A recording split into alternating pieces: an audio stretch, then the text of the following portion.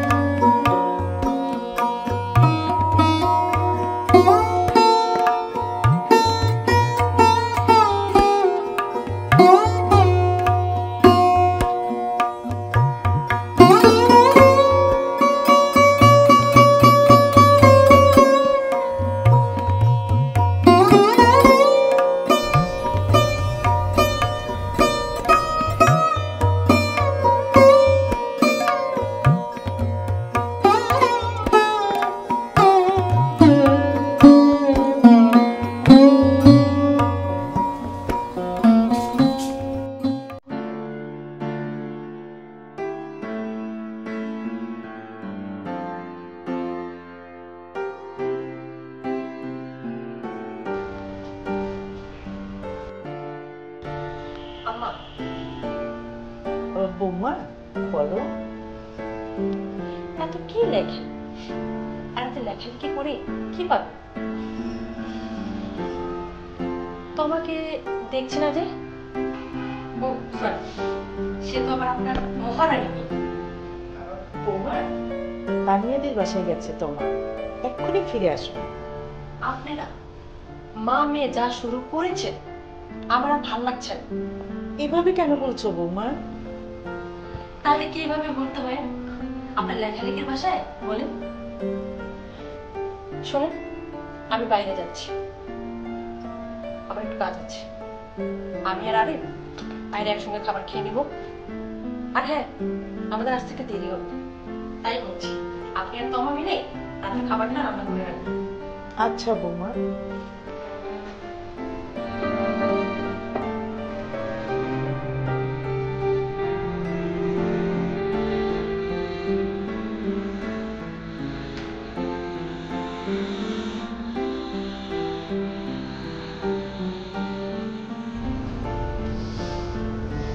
মা, ভাবি তোমার সাথে যে ধরনের আচরণ করে আমি না সহ্য করতে পারবো।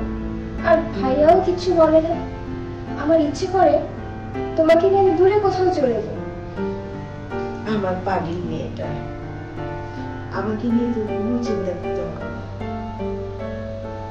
আমার সব চিন্তা শুধু তোকে নিয়ে। একটা ভালো পাত্রের হাতে যদি তোকে তুলে দিতে পারতাম তাহলে আমার আর কোনো চিন্তাই থাকতো না। মা, সাব্বিরকে তোমার কেমন লাগে? সাব্বির মানে বজলু ভাইয়ের ছেলে? হ্যাঁ মা। হ্যাঁ, ও তো খুব ভালো ছেলে। শুনেছি ও নাকি খুব ভালো একটা চাকরিও করে। কিন্তু কি ব্যাপার, তুই কি ওকে পছন্দ করিস? হ্যাঁ মা, আমরা দুজন দুজনকে অনেক বেশি ভালোবাসি মা। ঠিক আছে, আমি ওর বাবার সাথে কথা বলবো। সত্যি? খুশি হয়েছিস? আচ্ছা মা, আমি তাহলে আসি।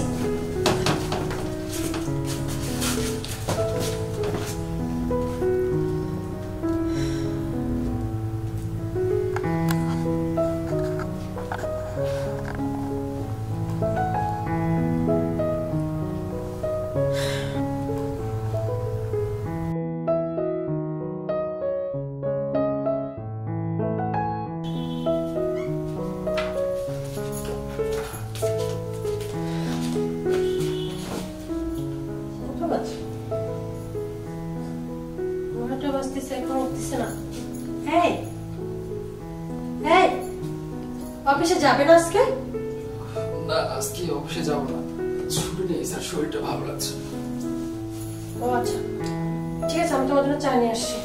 না প্লিজ, চাটা লাগবে না, ঘুমাতে হবে প্লিজ। চলো। তুমি না, মানে আমি তোমাদেরকে আর পারছি না।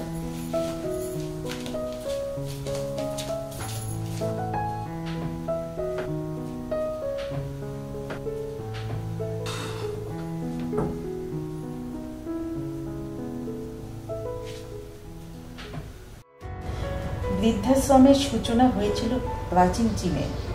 ছেলে মেয়ের দ্বারা নিগৃহীত বৃদ্ধ বৃদ্ধাদের জন্য আশ্রয় কেন্দ্রের এই উদ্যোগ ছিল শান রাজবংশে।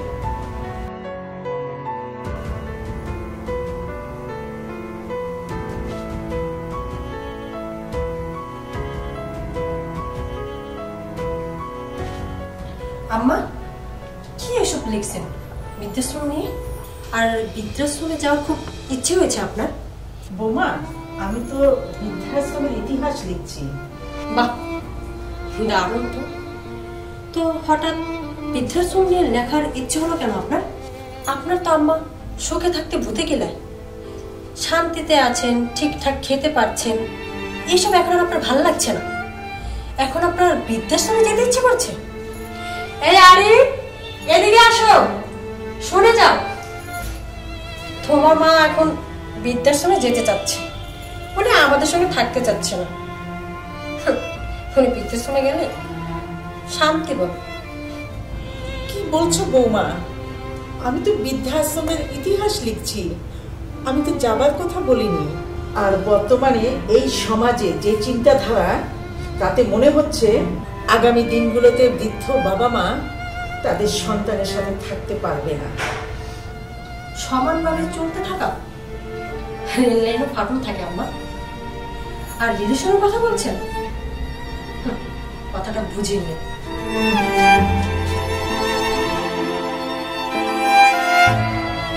ছেলে মেয়েরা যখন ছোট ছিল তখন ওদের বাবা মারা যায়, তখন বাড়ি বাড়ি গিয়ে শিক্ষকতা করেছি, সেলাইয়ের কাজ শিখিয়েছি, কত কষ্ট করে ওদেরকে মানুষ করেছি। আর সেই সন্তানের কাছ থেকে এই প্রাপ্য আমার।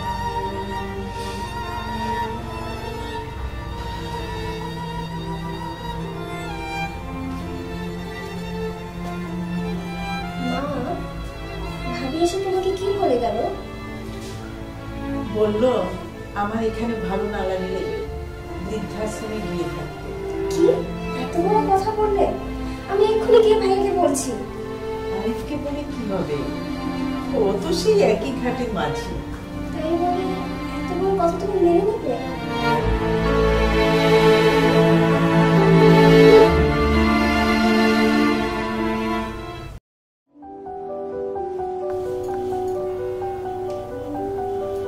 ভাইয়া আসবো? হ্যাঁ আয়।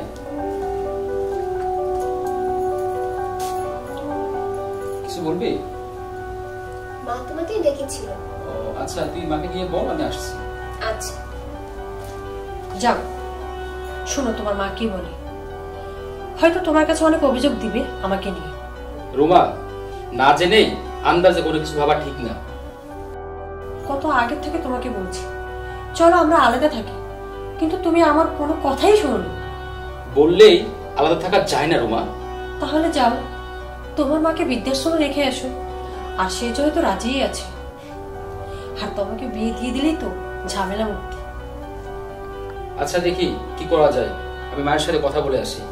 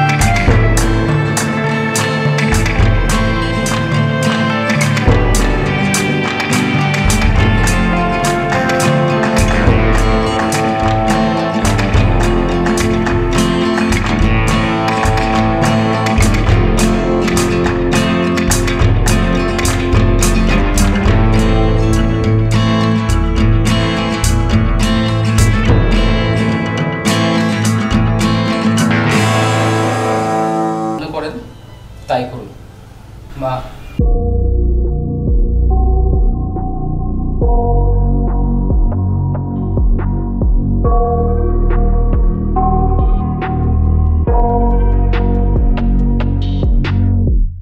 I got nightmares in my head, I fear that the thoughts build up until I can't hear, that my mind fills up into a creature, and it haunts me somewhere much deeper.